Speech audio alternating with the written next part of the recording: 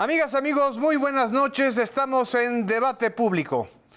El pasado 31 de mayo, una de las movilizaciones más grandes que ha tenido la Cuarta Transformación en sus 8 años de gobierno, fue la protagonista de lo que ocurrió en las 32 plazas públicas del país y sobre todo en el Monumento de la Revolución, donde la presidenta Claudia Sheinbaum, en vísperas de los 2 años de la victoria electoral del 2 de junio de 2024, hizo un ejercicio de rendición de cuentas, pero también de mensaje político.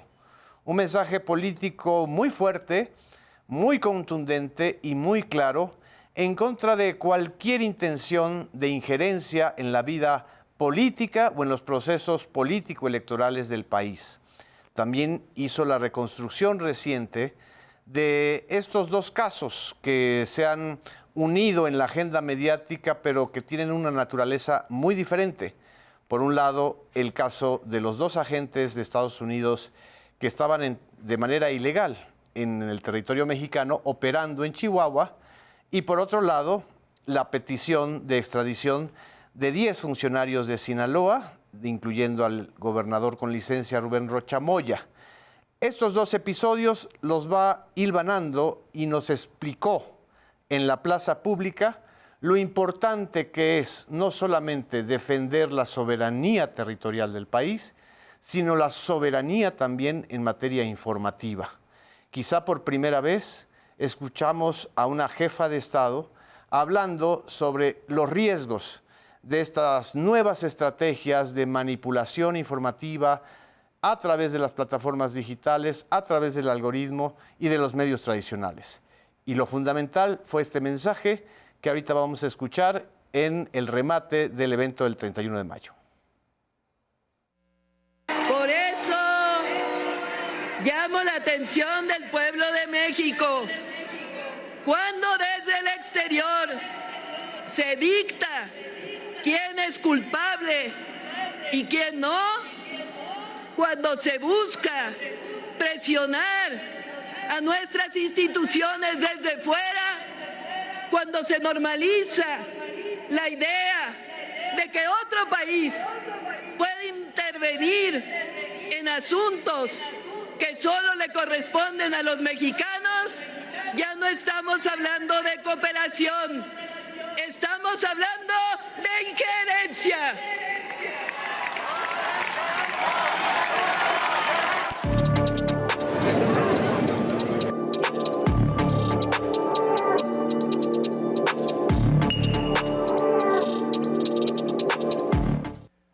Con este discurso, pues iniciamos nuestro debate público de esta semana. Muchas gracias a Azul Alzaga por estar con nosotros, querida Azul. Un placer, qué gusto verlos. Jesús Ramírez Cuevas. Buenas noches, un gusto. Muchas gracias, Alberto Nájar. Gracias, aquí ando. Colega y director de noticias del IMER. Emerson Segura. Un gusto estar aquí, Genaro, muchas gracias. Gracias a ustedes. Antes también de entrar al debate, quiero compartir con ustedes y con quienes nos están escuchando y viendo esta cápsula informativa que tiene vinculación con algo que planteó la presidenta Claudia Sheinbaum en el acto del 31 de mayo, y son estas nuevas guerras de intervención o de injerencia a través de modelos digitales y de inteligencia artificial. Vamos a ver esta cápsula preparada por el equipo de noticieros del Canal 14. La alerta presidencial tiene sustento en el uso combinado de bots y software de inteligencia artificial para alterar elecciones, una realidad documentada en todo el mundo. Estas herramientas permiten crear miles de cuentas automatizadas que simulan conversaciones orgánicas en redes sociales, clonan voces y fabrican imágenes para crear la falsa percepción de un descontento masivo o un consenso en torno a una mentira. Uno de los casos más recientes ocurrió en Colombia. En abril de 2026, el expresidente Álvaro Uribe difundió una supuesta amenaza de muerte contra la candidata presidencial de derecha, Paloma Valencia, pero la imagen fue creada con inteligencia artificial. Durante los comicios legislativos de Buenos Aires en 2025, se interpusieron denuncias formales por la difusión de videos hiperrealistas diseñados para hacer parecer incompetentes a líderes progresistas. En Ecuador, se detectaron operaciones transnacionales que clonaron los rostros y las voces de presentadores de cadenas internacionales de noticias. A través de estos reporteros artificiales, se difundieron mentiras para desgastar a la candidata de izquierda, Luisa González. En enero de 2024, miles de votantes demócratas en Estados Unidos recibieron llamadas telefónicas automatizadas con la voz clonada con inteligencia artificial del presidente Joe Biden, donde sugería falsamente que votar en las primarias impediría a los votantes votar en noviembre. Steven Kramer, el estratega político detrás de esta campaña, fue procesado penalmente y multado por millones de dólares. Estos ataques con inteligencia artificial se lanzan estratégicamente horas antes de las votaciones, justo durante la veda electoral. Esto impide que los equipos de campaña y las verificadoras humanas tengan tiempo para desmentir el contenido antes de que el ciudadano acuda a las urnas. Además, las granjas de bots suelen operar fuera de las fronteras del país atacando, burlando por completo la fiscalización de las autoridades electorales locales. Para Punto de Referencia, Enrique Cárdenas. Este es un ejemplo, apenas unos ejemplos, pero que están creciendo.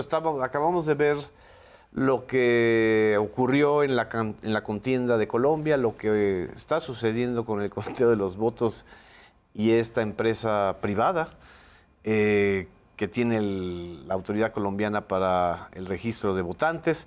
En fin, hay ya una atmósfera, digamos, una atmósfera no solamente de discurso presidencial o de acciones presidenciales de Donald Trump, sobre todo después de lo que ocurrió este año en Venezuela, y los intentos de replicar el modelo venezolano en Irán, en Cuba y, por supuesto, los ensayos tentativos en Colombia, en Brasil y en México. ¿Qué reflexión, Jesús, te deja el discurso de la presidenta y este fenómeno que también ella lo subrayó? Bueno, este fenómeno no es nuevo.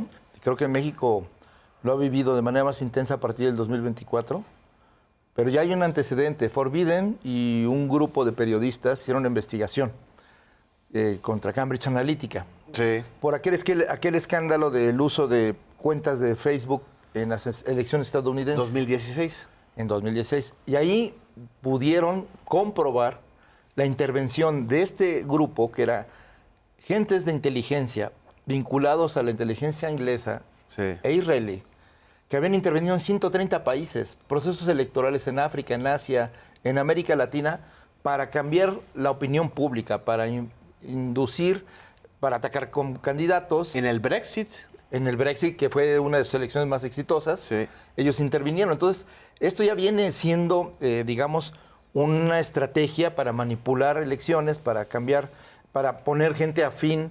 Pues ahora vemos a qué tipo de modelo que está en boga, que es digamos, esta forma más ultraderechista de romper las reglas, las leyes internacionales y hasta el comercio internacional. Pero yo creo que ya escaló a un nivel más a través de la inteligencia artificial y sobre todo de esta combinación, porque casi todo esto era redes, casi todo eran Facebook, X, Instagram y otras redes. Sino que ahora lo nuevo es la inteligencia artificial, pero también la combinación con medios tradicionales. Porque, y esto fue inaugurado en México, a partir de la campaña de narcopresidente y narcopresidenta. Ahí pues ProPublica, Inside Crime, medios como New York Times, el medio público alemán, la Deutsche Welle, o sea, que diferentes medios que aparentemente no tienen vínculos salieron con una estrategia, con la misma información y con el mismo punto de vista, que es inducir a la idea de que el gobierno de Andrés Manuel López Obrador estaba vinculado al narcotráfico, había recibido recursos del narcotráfico. Eso viene desde el 94, desde el 2024. Entonces, ahí lo interesante es que a estas granjas de bots, a estas estrategias internacionales donde Atlas Network estuvo en toda América Latina, pero también había incluso bots de la India, de países de Lituania, en fin, de África. África. Entonces, pienso que ahora lo nuevo es que esta combinación de los medios de comunicación con las redes, esa es la nueva potencia, ¿no? Entonces, hay cosas que salen en las redes y que retoman los medios.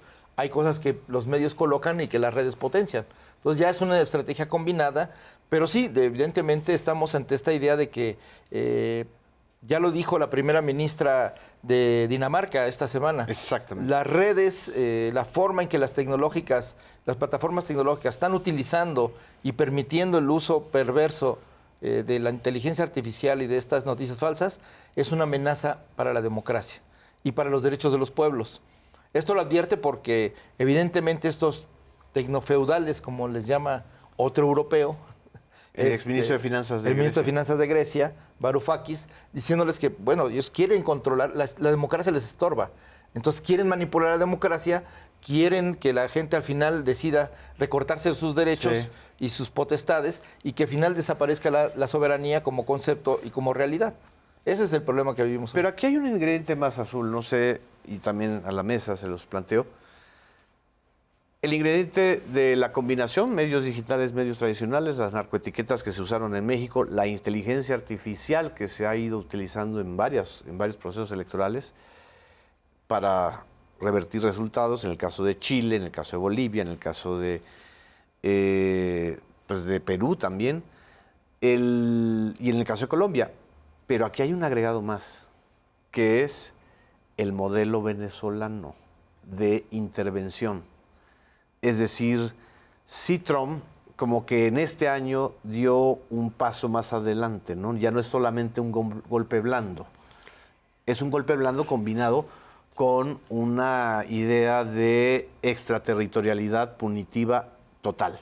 Exactamente, ahí yo creo que también hay un salto, porque sí estamos hablando un poco del esquema del golpe blando, pero en donde Estados Unidos podía influir junto con grupos de poder de estos países en donde quería influir en sectores, por ejemplo, como el Poder Judicial. Y esos poderes judiciales tenían una incidencia que se combinaba, digamos, con el trabajo de medios de comunicación, de redes sociales, etcétera, esto que planteaba Jesús. Ahora, en la medida en que eso se ha venido transformando, particularmente en México, y se va quedando esa trinchera fuera de esos sectores de poder o del control de esos sectores de poder, entonces empieza a darse lo que ahora vemos como un golpe también judicial, pero extraterritorial. Y Estados Unidos lo empieza a hacer desde sus propias cortes contra elementos o personajes políticos de otros países. Vemos el caso efectivamente venezolano como un gran caso emblemático, en donde Estados Unidos dice, estos son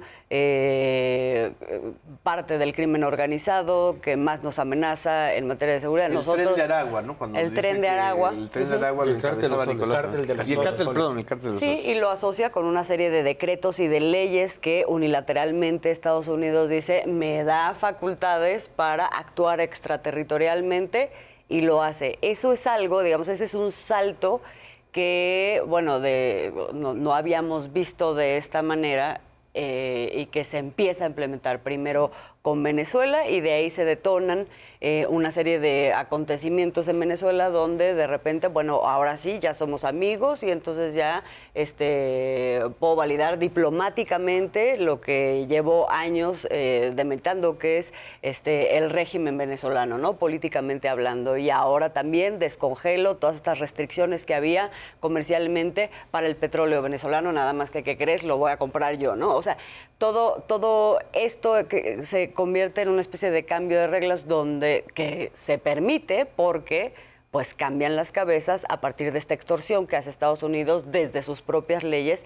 con esta otra pieza que sí es una pieza judicial, como antes sucedía, nada más que desde la extraterritorialidad. Ustedes lo llamarían, porque Varoufakis le llama tecnofeudalismo, pero estamos ante una especie de tecnocolonialismo.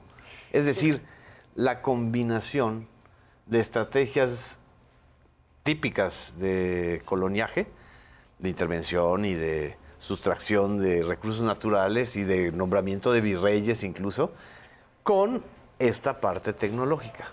Exacto. ¿Sí? Y además no hay que dejar de lado el hecho de que muchas de estas empresas y plataformas tienen contratos directos con dependencias de seguridad de Estados Unidos. Entonces, no es nada más como de pronto se plantea estas empresas privadas que, digamos, le responden al mejor postor. Bueno, aquí ya sabemos cuál es ese postor en muchos de los casos y muchas de estas que están impulsando todo el desarrollo y la generación de inteligencia artificial están directamente vinculadas al Pentágono, por ejemplo, ¿no? Sí. Entonces es muy difícil no pensar cuáles son las relaciones y los vínculos entre todos estos elementos, ¿no? Así es.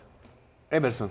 Bueno, creo que sin duda lo que estamos viendo es un poco, se planteaba hace un par de semanas, ¿no? Con la encíclica del Papa León XIV, ¿no? Se planteaba cómo la inteligencia artificial podría acelerar este proceso de la construcción de la Torre de Babel, un poco lo plantea en esos términos, o la reconstrucción de Jerusalén en este fragmento de Nehemías, ¿no?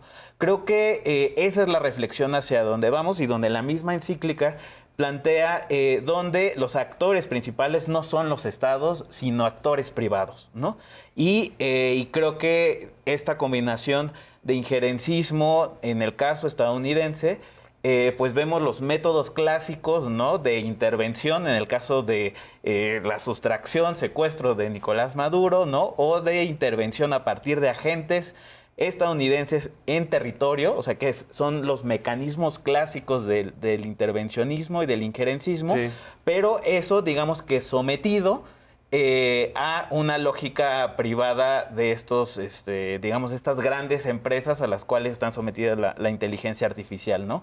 Creo que algo que incluso lo platicamos en algún momento aquí fue esta tensión que al inicio del gobierno de Donald Trump estuvo frente a Elon Musk, ¿no? Sobre quién iba a prevalecer, si el Estado, es decir, Donald Trump, con, digamos, los instrumentos públicos, los instrumentos de un Estado-nación, o una empresa como Elon Musk, en una lógica, desde luego, de poder pública. ¿Y quién ganó desde tu punto de vista? Bueno, yo creo que en una lógica de cargos públicos, pues desde luego, desde mi punto de vista, ganó Donald Trump. Claro. Pero digamos que ya si uno lo ve un poco ya toro pasado, es decir, cómo se está configurando el poder tecnológico desde otra arena. Es decir, el poder tecnológico de estas empresas no se está legitimando ni está incidiendo, no tiene que estar adentro del Estado, como tal vez lo pensó Elon Musk desde una ya tienen secretaría. Los contratos del Estado. Exacto, ¿no? Claro. O sea, sino lo puede hacer desde fuera. Pero eso sí, también con el presupuesto sí del Estado, ¿no? Entonces, vemos ya una transformación también de lo que entendemos como Estado, ¿no? De lo que entendemos el carácter público, llamado también del Papa León XIV a que la inteligencia artificial tenga un carácter público y que lo recupera y lo ha recuperado la presidenta Claudia Sheinbaum, ¿no? O sea, es un desafío pues doble, no solamente el desafío injerencista de las potencias tradicionales, sino el desafío de las potencias tecnológicas. Yo ahí veo una diferencia con Varoufakis y con el Papa. Ellos le dan mucho poder a la extraterritorialidad de estas empresas, al poder. Sí, son transnacionales, son grandes, pero el Estado imperialista, es decir, el coloniaje, el neoimperialismo, ya en combinación con la IA, es lo que lo detona. ¿Sí me explico? Es decir, lo vimos también en Gaza, toda la estrategia de Israel, toda la criminalización y la censura y el acoso contra aquellos que condenaran la matanza en Gaza. Y lo estamos viendo también repetido en el caso de Cuba con Raúl Castro. Reviven en el ámbito de la justicia de Estados Unidos el caso del derribo de 2 aviones o avionetas en 1996. Hace 30 años. Exacto, hace 30 años. Y empiezan a construir un caso, ¿no? Como lo están construyendo también en el caso mexicano, con el tema de Sinaloa, ¿no? Pero simple y sencillamente hay como una especie de combinación de varios factores. No sé cómo lo veas, Alberto.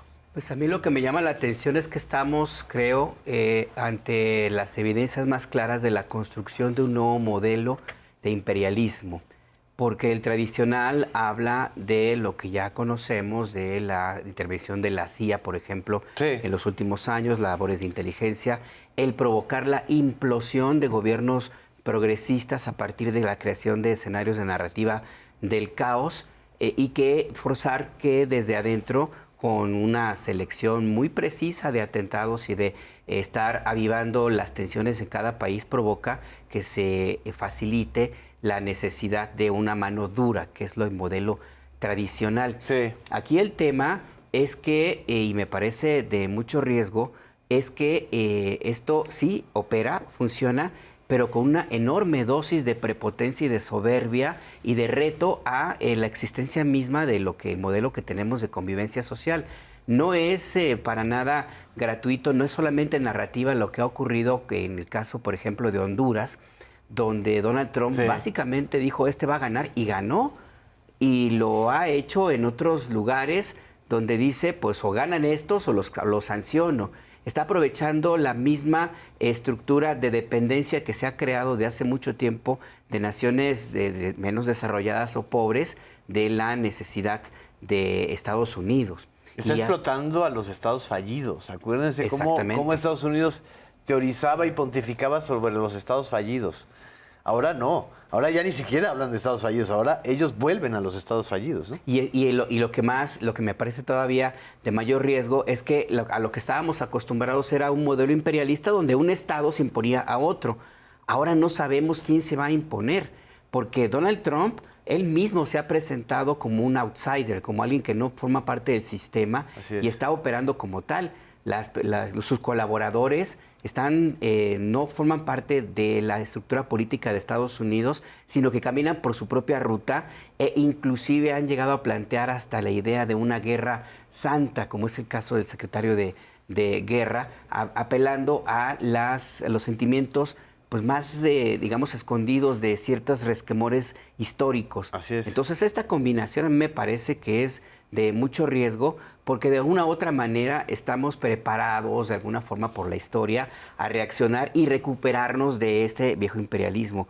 Pero de esto no, porque a diferencia de lo que ocurría en los años 70, 80, todavía en los 90, donde, bueno, estaba la estructura puesta en la economía, etcétera, ahora la tenemos metida aquí en los teléfonos celulares. Sí. A partir de aquí tenemos ya una herramienta de control y de vigilancia muy, muy eficaz que responde a intereses que ni siquiera son de Estados Unidos, ni siquiera son de Europa, porque Europa también hay que ver cómo ha quedado rezagada y prácticamente asombrada ante este avasallamiento de Trump y sus secuaces.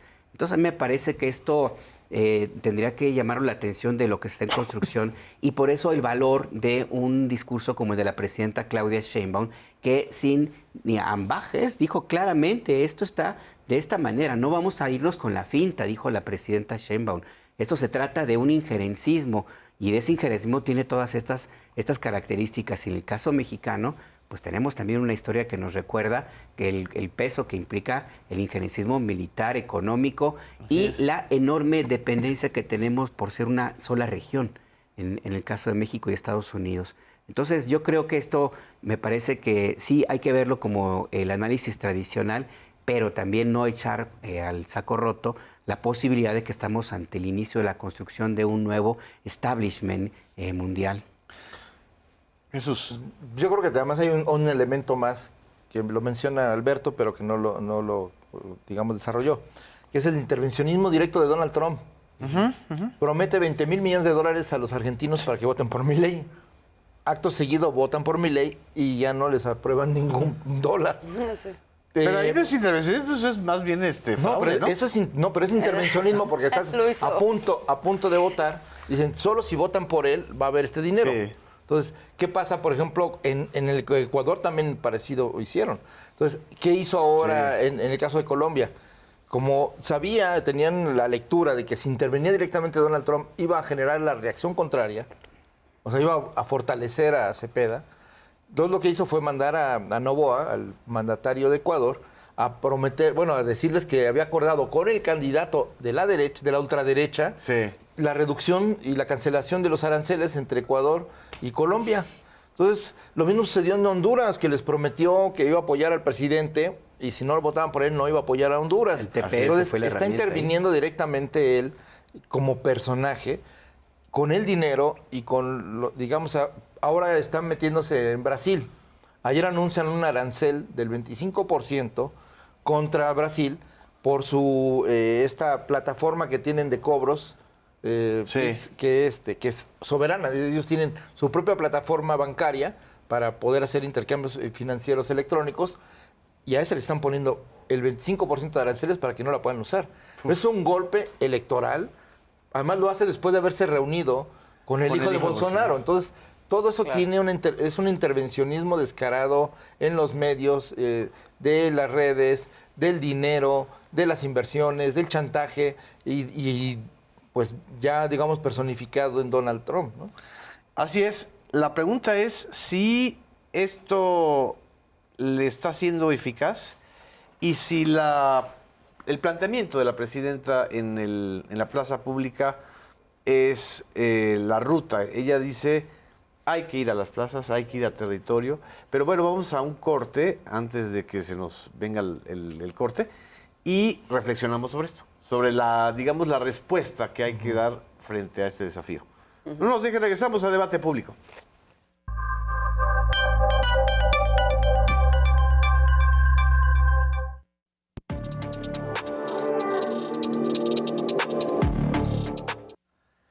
Regresamos a Debate Público. Estamos analizando los desafíos que la propia Presidenta de la República subrayó en el acto del 31 de mayo y el contexto en el que esto está ocurriendo, no solamente en América Latina, sino también en otras partes del mundo, y esta combinación de tecnoimperialismo o tecnofeudalismo con el coloniaje o las estrategias de colonización directas.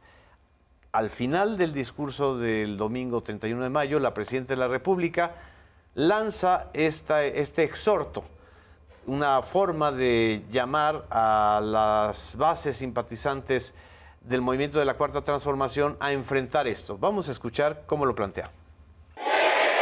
Los convoco a que a partir de la próxima semana vayamos a las plazas públicas a realizar asambleas informativas, repartir volantes y periódicos e informar al pueblo de que la patria no se vende, la patria se ama y se defiende.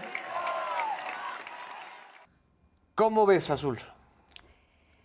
Creo que, me parece muy interesante que retoma la presidenta en realidad lo que ha sido el más exitoso modelo de difusión para el movimiento de la Cuarta Transformación. No hay que olvidar este recuerdo que por momentos hacía el expresidente Andrés Manuel López Obrador, donde decía, hubo un momento en donde ya nos daban por muertos, ¿no? Así es. Y fue borrados en los medios. Ahora que se quejan de censura, estábamos borrados entonces en los medios. Ahí sí había censura. Había un cerco mediático y hubo simplemente esta idea de que, pues ya ese movimiento no iba a crecer nunca más. Y se empieza a hacer ese trabajo hormiga a partir del periódico Regeneración, a partir del trabajo a ras de suelo en las plazas con la gente, y se empieza a sumar un montón de gente al movimiento por la información y por el crecimiento, digamos, de la concientización de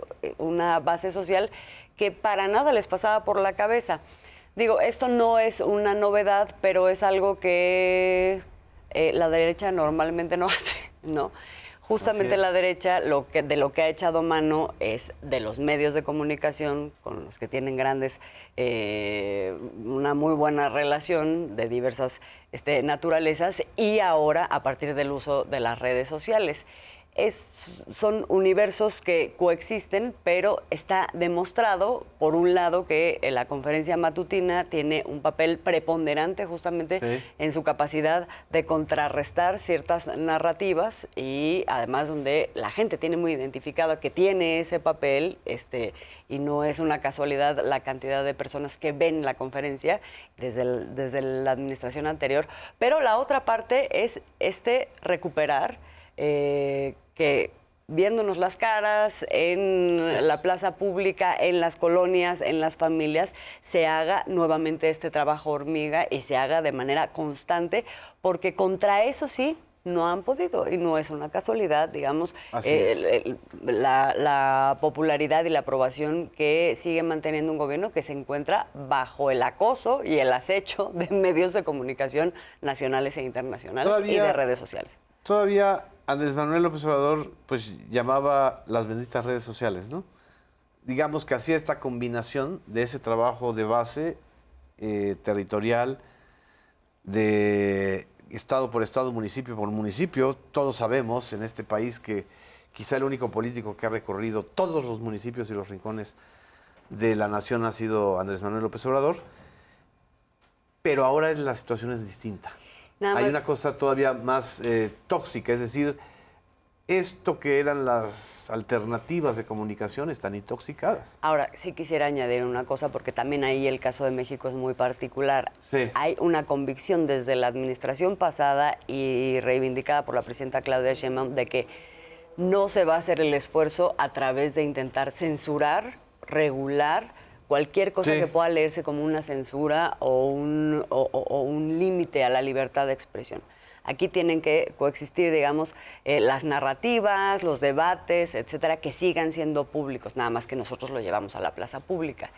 Y no como sí sucede en otros países, bueno, lo vemos en Estados Unidos muy claramente, pero países donde ven y enfrentan este problema de desinformación y de clara tergiversación, digamos, del debate público a través de los espacios digitales y de medios de comunicación, sí se hacen regulaciones que pasan, o sea, digamos, van por otro camino, y en México se sostiene, digamos, esta noción de que tiene que ser a través del convencimiento y del convencimiento en la calle. Sí, creo que frente a la interrogante de cómo vencemos la desinformación, cómo vencemos las fake news, cómo hacemos frente a la inteligencia artificial, lo veíamos en la cápsula de hace un momento. Mientras están circulando las fake news, dada la velocidad y a partir del uso de la IA, pues es imposible ir, digamos que, verificando todo porque es muy rápido la manera en que se propagan, ¿no? Entonces, frente a ese desafío, yo creo que la presidenta pone el antídoto, ¿no? O sea, pone el antídoto que es vamos a las plazas públicas, vamos a comunicarnos, digamos que de manera directa, como lo plantea Azul. O sea, creo que ese antídoto, y creo que es la primera vez que se plantea, o por lo menos que yo lo he escuchado de un mandatario, o sea, frente al desafío no solamente inmediato de perder una elección, porque parece que solo se ve en clave electoral. Importa combatir las fake news, ¿por qué? Porque me puede alterar un resultado electoral, pero tiene que ver con la salud en su conjunto de la convivencia democrática, ¿no? O sea, y creo que a partir de ese elemento que ponga la presidenta, digamos que el discurso, la palabra, el lenguaje en la mesa de manera directa, creo que es sumamente importante, ¿no? O sea, dado el ecosistema actual. Y por otro lado, creo que no es menor ¿qué ocasiona este lenguaje directo, ¿no? Pues ocasiona comunicación, tiene como consecuencia la transmisión directa del mensaje, y eso también se traduce en popularidad y en aprobación. Y si hay algo que Donald Trump, digamos que le tiene respeto porque sabe que es un líder de masas, ¿no? Es un mandatario que tiene el respaldo popular, ¿no? Y no es lo mismo, digamos que tal vez Perú, que está en un contexto convulso desde hace ya muchos años, otros países donde sus liderazgos, hasta el mismo Milei, ¿no? Incluso tienen un contexto complejo adverso, con una presidenta que tiene el 70% de aprobación, ¿no? Sí. O sea, entonces, en un momento donde estamos en la antesala de un proceso electoral, en la antesala ya, o ya entrados en un proceso de renegociación del TEMEC, o sea, son varios los elementos donde sin duda la aprobación y la convocatoria alrededor de la figura de la presidenta es vital, y creo que es el recurso que la presidenta no duda en ir a él, ¿no? Entonces creo que por eso ese es un instrumento intangible con los que tiene, digamos que México para sentarse en la mesa, sobre todo con Estados Unidos, ¿no? A mí me llamó la atención, Jesús, que esto justamente de lo profundo del mensaje fue prácticamente ignorado por la mayoría de los medios, es decir... Y medios estadounidenses también, ¿eh? O sea, bueno, los medios norteamericanos pasó de noche, o sea, ¿no? lo consignó más Al Jazeera que New York Times, Washington Post, o sea, los estuve monitoreando y pasó de noche. Hubo un silencio curioso, concertado, de las grandes medios y agencias norteamericanos, pero en los medios mexicanos otra vez volvimos a reducir al tema de defiende a Rocha Moya, ¿no? Ajá. Es decir, a reducirlo a un tema de colusión o protección a un político. ¿Qué lectura te da, Jesús, que los medios pues de derecha o tradicionalmente opositores al modelo de la Cuarta Transformación sigan menospreciando esta capacidad? No, yo creo que no están menospreciando, justo porque no la menosprecian. ¿La minimizan? Buscan alianzas, pues están buscando la alianza con Estados Unidos. Ah, ok. O sea, quieren que Estados Unidos venga a hacerles la tarea, porque como no tienen fuerza, obviamente pues necesitan que les vengan a hacer la tarea. Entonces, desde gente como Aguilar Camín u otros comentaristas o analistas, pero en nado sincronizado, todos traen esta narrativa. Con algunos medios la redefinición de soberanía de pues, Héctor Aguilar Camín. Había que hacer preguntas más como primarias, ¿no? O sea, a ver, se está diciendo que el gobierno, que Claudio Sheinbaum está defendiendo a un político corrupto. Sí. Vinculado al narcotráfico. Sí. Eso no está probado. Así es. Esta es una acusación sin pruebas que hicieron desde Estados Unidos. Una instancia judicial, pero que así como México ha pedido que 200 y tantas personas sean extraditadas de Estados Unidos que tienen juicio aquí, Estados Unidos pide pruebas, pues México pide pruebas, no solo porque se trata de un gobernante en funciones, más 9 ciudadanos más, todos funcionarios públicos, sino porque esa es la regla elemental del derecho. Luego había que hacerse la pregunta, ¿qué está haciendo Estados Unidos? ¿Está interesado en disminuir el consumo de drogas, el comercio de drogas, de que México salga de la violencia, de que le interesa al pueblo mexicano? Pues vemos que no, vemos el maltrato que a los mexicanos se les está dando en ese territorio. Entonces, todas las señales son injerencistas. Sí. ¿Por qué? Cuando hablamos de injerencismo es el privilegiar el interés de Estados Unidos por encima de los demás. Lo definió mejor un tuit con un boletín del Departamento de Estado del viernes, donde decía, detrás de todo esto, ¿cómo vamos a acabar con la violencia, los cárteles y todo? Sí, está bien, pero lo más importante es acabar con el populismo de izquierda que puede extenderse en todo el continente. Ese es el verdadero propósito ideológico y político de esta injerencia. Estaba utilizando, como antes usó el fantasma del comunismo y se hizo la Guerra Fría, ahora estamos en una guerra caliente, comercial y política y de intervencionismo militar por la base de la acusación de que todos son narcos. Así es. Entonces, las ligas del crimen organizado, pero luego vemos el cinismo como la contradicción, ¿no? Liberan a un mandatario juzgado por narcotraficante, sentenciado por narcotraficante, el mandatario hondureño, Juan Orlando Hernández, y luego, acto seguido, sigue en Estados Unidos y ahora operando una estrategia de redes contra México y Colombia. Entonces dices, bueno, ¿de qué se trata? Si a los hechos nos remitimos, entendemos mejor el mensaje por los hechos que por los dichos. Claro. Entonces, lo que todos estos mexicanos que creen que Estados Unidos quiere hacerle un bien a México, en realidad están abriendo la puerta a algo que va a perjudicar a los mexicanos. Entonces, ¿qué hace la presidenta? Si no me das pruebas, yo no voy a actuar. Pues estamos investigando, pero no voy a actuar contra alguien sin pruebas. Y mucho menos voy a extraditar a un personaje que es elegido por el pueblo de Sinaloa porque tú dices que es culpable. A ver, muéstrame las pruebas. Creo que es elemental de la civilización, del Estado de Derecho y de las reglas internacionales y más entre naciones. Entonces, lo que estamos viendo es que se está legalizando pues este pirataje internacional del que hemos hablado en otros momentos y que es muy grave que mexicanos, en lugar de entender que lo que está amenazada es la libertad de los mexicanos de elegir a sus gobernantes, de poder decidir una política de acuerdo. O sea, México primero, esos están en contra de esa idea. Ellos quieren Estados Unidos primero, por eso quieren el intervencionismo estadounidense. Y esos son los términos del debate, según pienso yo. Detrás de eso está la defensa de la soberanía y la defensa de la libertad de los mexicanos. Y creo que hace bien la presidenta al señalar que ese es el punto medular del debate hoy en día. ¿Y consideras que esta propuesta o este exhorto de la presidenta es una de las soluciones? Es decir, retornar otra vez, o no retornar, sino ir a la plaza pública a informar. Bueno, cuando había un régimen autoritario que utilizaba los medios, el dinero y el poder para impedir un cambio, se logró hacer una transformación democrática y pacífica por la vía de la revolución de las conciencias, por la vía de la información, por la vía de la organización ciudadana.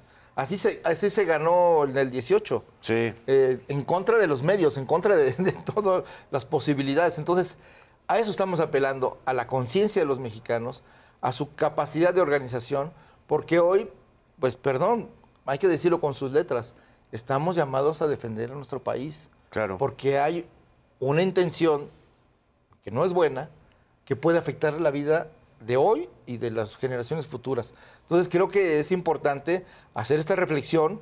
No se trata de hacer llamados alarmistas, ni mucho menos, ni llamados a la violencia, pero sí a la conciencia de los mexicanos que en los momentos más importantes que ha vivido este país han estado a la altura. Claro, siempre hay traidores, siempre hay los prointervencionistas, los que le entregaban, los de la inteligencia extranjera, dando las posiciones mexicanas para vencer al ejército mexicano. Lo sabemos, pero ha sido mayor el brío, el apoyo y la conciencia de lo que es México como nación libre, que ha forjado su libertad en la organización y en la lucha popular. Por eso apelar a ello es recordar quiénes somos y de dónde venimos. Y eso es lo que es México. Y además no perder el origen de la Cuarta Transformación. Es que por eso es la Cuarta Transformación. Si te pierdes en ese origen, pierdes tu fuerza. Exactamente. Por eso es la Cuarta Transformación, porque está recordando que las 3 grandes transformaciones de México fueron por la misma vía. La participación y la organización popular. Alberto, a mí me gustaría una reflexión tuya que compartieras, porque tú estás en el mundo de la radio, en el mundo del informativo de la radio, y si hay un espacio mediático profundamente intoxicado, profundamente reproductor de las mentiras, de los golpes, de las señales de Estados Unidos, de las señales injerencistas, y además volcados en el colaboracionismo con sus honorables excepciones siempre, es en la radio. ¿Qué reflexión te genera esto? No es gratuito lo que dijo la presidenta Sheinbaum el domingo. La soberanía también reside en la información. Exactamente. Y no es solamente por lo que hemos hablado aquí en esta mesa de conversación en las redes sociodigitales, sino porque existe desde hace ya algún tiempo esta idea de frivolizar lo que sucede con México. Este abaratamiento de la soberanía y pretender resumirla a los libros de historia o al patrioterismo al que confunde la derecha mexicana y la derecha internacional, no va con la realidad. Y el tema aquí es que se está, desde hace ya varios años, estamos frente a una campaña de labor de zapa, de desinformación, de construcción de narrativas y construcción de figuras a través de espacios como la radio comercial, donde el monitoreo, la revisión, lo que llamó en su momento el Círculo Rojo Fox, se concentra en los noticiarios. Pero es allí donde hay desinformación, sin embargo, donde hay una cauda mayor todavía de violencia, manipulación, de mentiras, es en los espacios que no son necesariamente periodísticos. Es en esos lugares en donde hablan de espectáculos, de entretenimiento, de recetas de cocina, de recetas, consejos de belleza. ¿No se recetan unas cosas? Sí, exactamente, te recetan cada cosa y ahí empiezan como con la idea de la comedia, de que es un comentario que se vale porque es chusco, porque es ligero, pero a la gente, a los radioescuchas, les llega de una manera muy profunda y apelan directamente a cosas muy concretas. ¿Hablas del fenómeno, por ejemplo, Chumel Torres o de otros casos más, digamos, más sofisticados? Pues digo, Chumel Torres es como la cara más patética de esta estrategia, ¿no? Porque Chumel empezó, digamos... En las redes. En redes, en 2012, ¿no? Sí, bueno, pero él viene de esa misma dinámica y ha seguido. No hay que olvidar dónde se construyó la candidatura de Enrique Peña Nieto. Así es. Yendo a bailar con Galilea Montijo, a preparar una receta, un pastelito ahí en los programas matutinos. Con la televisora. O sea, en la menos televisora. sofisticado en realidad. En realidad, mucho más sí, básico. Exacto. Sí, o yendo a hablar sobre el mundo del espectáculo en el espacio este Entonces, de ¿cómo todo van a para la construir mujer. la candidatura de Maru Campos, según tú, en un bar? Pues no lo sé, porque ahí sí las circunstancias son un poco distintas. En esos lugares no suelen hacer mucho caso a lo que hay fuera de la conversación y lo que se sirve. Sí. Pero es allí, en esos lugares, en donde la audiencia no tiene necesariamente el interés por un análisis más allá de lo que le están presentando. Es en esos lugares en donde, si lo juntas con la estrategia de las redes de WhatsApp, por ejemplo, Sí. esta mezcla te hace una verdad. Y porque lo ratifican, porque lo dijeron en radio, porque lo dijo en el programa que escucho, al que le tengo confianza, y lo veo y lo encuentro exactamente el mismo discurso, con las mismas palabras, en el chat del vecino, de la vecina. Exactamente. Entonces, toda esta pinza ha estado creando esta narrativa de sensibilización de la gente, en donde ya de por sí hay espacios en donde la credibilidad de la autoridad, que es natural, pues, está muy permeada. Y si tú le avivas a esto y haces la estrategia de hablarle de cosas bien concretas, como que el Aeropuerto Internacional de Ciudad de México, los baños no funcionan, que es muy concreto, o que están pintando la estructura urbana de un color y por eso hay tanto tráfico, a la gente le parece familiar y cotidiano, y entonces dice, sí es cierto, aunque en verdad no le haya afectado en su vida. Es el color mucho tráfico, ¿no? Que le ponen. Exacto, exactamente. Lo que decía el presidente López Obrador en algún momento es exactamente lo que vemos. Sí. Cuando alguna persona que trabajaba en una casa le reclamaba por haber cerrado Reforma, y él decía, pero tú vives en Yucatán, has ido a Ciudad de México. Pues no, pero tú cerraste Reforma.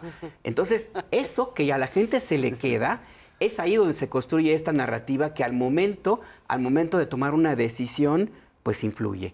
Y es exactamente allí donde el impacto de los medios de comunicación tiene más presencia. Yo por eso digo que estamos en un momento distinto. Estamos acostumbrados a analizar, a hablar, contrarrestar en los espacios periodísticos o de análisis, pero ante ello no. Ante esta otra estrategia no, y esta ha resultado mucho más efectiva. Y tenemos el ejemplo más claro. Estados Unidos, los estadounidenses promedio, creen que el mundo del narco en México es lo que ven en Netflix. Claro. Y la realidad es absolutamente distinta. Y en esa batalla sí se necesita tener una contraofensiva donde la gente llegue y le diga, esto que estás viendo aquí en el teléfono no es cierto. Así es. No es verdad. Mira, veme a los ojos, no veas el teléfono. Habla y ven y acompáñame. Por eso es que es efectiva el contacto cara a cara, gente a gente, porque lo demás ahí la batalla está muy, muy difícil. ¿Cómo contrarrestas un chat de WhatsApp?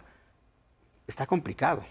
No, y además la inteligencia artificial y su estrategia de desinformación ha entrado justamente por el tema del entretenimiento. Exactamente. Es decir, ahí empezó, ¿no? Sobre todo con plataformas como TikTok y como Instagram, digamos, que son las de mayor volumen y tráfico de gente joven, ¿no?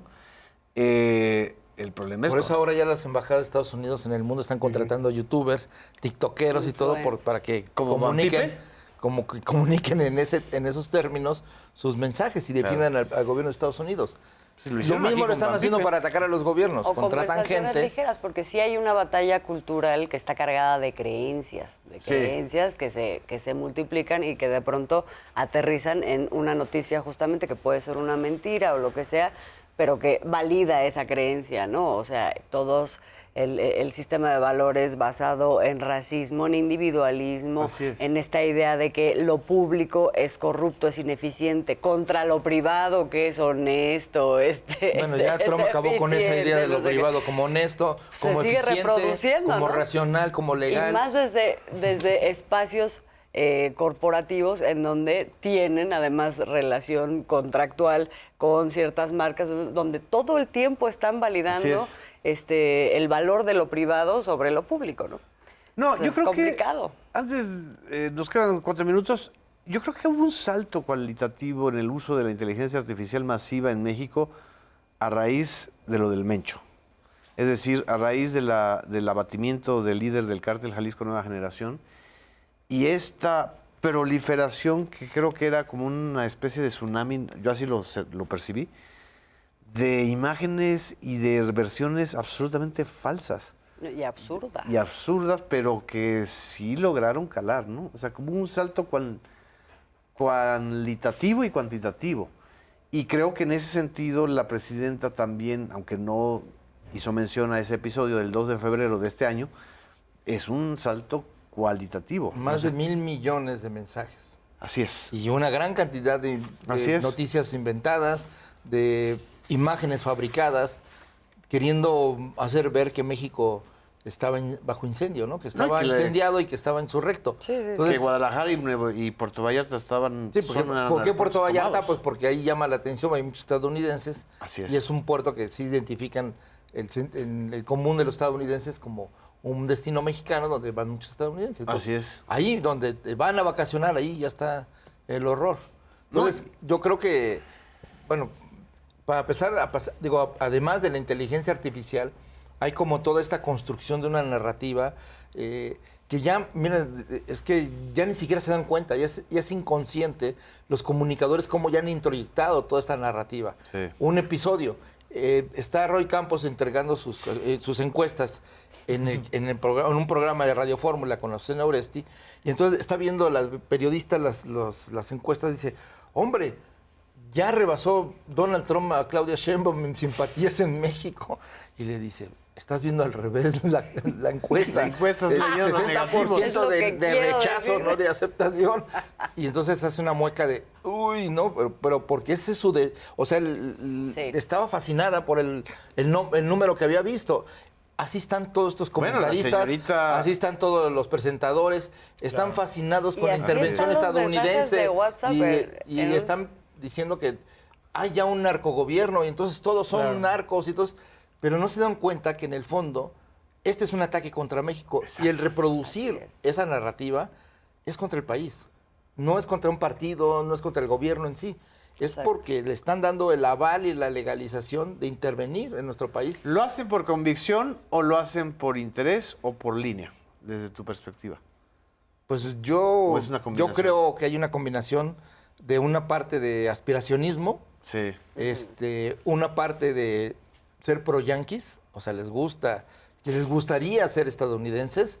Lástima que allá no los quieren. Ese es el gran problema que tiene este sector. Y por el otro lado también hay digamos, una facilitación para que esos mensajes lleguen a partir de aceitar los sobres que llegan desde lugares privados, de sectores privados, y hasta yo diría de gobiernos extranjeros. Claro. Porque ya el fenómeno del chayote, como se le conocía, pues ya no es solo de los gobiernos, ya las empresas y otros gobiernos pagan. Ya es chayote con acento en inglés. Ya es en verde, pero verde dólar. Sí, creo que coincido con Jesús. O sea, sí hay una fascinación y creo que también hay que detenernos ahí en este salto cultural, ¿no? En el periodismo, donde la lección está ahí en Estados Unidos. Sí. Es decir, ¿qué tipo de periodismo está hoy en día en los Estados Unidos para poder transcribir y describir lo que está sucediendo con Donald Trump, ¿no? Qué tipo de sociedad también alienada con las redes sociales y con los mismos algoritmos. O sea, creo que si hay también a dónde voltear es a Estados Unidos, ¿no? Donde creo que ha hecho mucho daño este uso de las tecnologías al mismo periodismo, a la discusión pública. Y creo que sí hay una especie de fascinación, ¿no? O sea, de qué tan atractivo puede ser el sensacionalismo, ¿no? O sea, es muy seductor, ¿no? Y es una contradicción en sus términos. Ellos están fascinados con los conductores que desafían a Donald Trump, pero aquí defienden la línea y los intereses de Donald Trump en México. Entonces es una cosa así como porque medio loca. También hay una afinidad ideológica. Es decir, no es nada más decir... queremos que nos intervenga, o sea, no es en abstracto Estados Unidos a México, sino quién de Estados Unidos para gobernar en beneficio de quién en México. Entonces ellos entienden que serían también de esta parte favorecida por ese intervencionismo en esta colusión que hacen con Estados Unidos. Lástima lo que dice Jesús Ramírez, pero siempre sabemos que hay sectores que serían beneficiados justamente haciendo esta vendimia, ¿no? Esta entrega del país. Las visas doradas. Exacto, pero por eso es muy importante entender, o sea, ver justamente cuál ha sido la trayectoria de los resultados de ese intervencionismo, en donde siempre, es que no hay un solo ejemplo que no dé cuenta de que esto es en contra de las poblaciones y de los pueblos. Y además, Siempre. inútilmente, perdón, Azul, la historia nos dice, los primeros o de los primeros sacrificados en un régimen de derecha, ultraderecha, y lo vimos en la Alemania nazi, en la Alemania fascista de Mussolini y otros, entre los primeros sacrificados son los colaboracionistas. Claro. Y eso está allí y la historia lo plantea claramente. Entonces, no sé a qué le estén jugando, seguramente no leyeron los libros de texto. Con eso nos vamos, ya se nos fue el tiempo encima. Muchísimas gracias a todas y a todos ustedes por seguirnos en Debate Público. Nos vemos en la próxima emisión.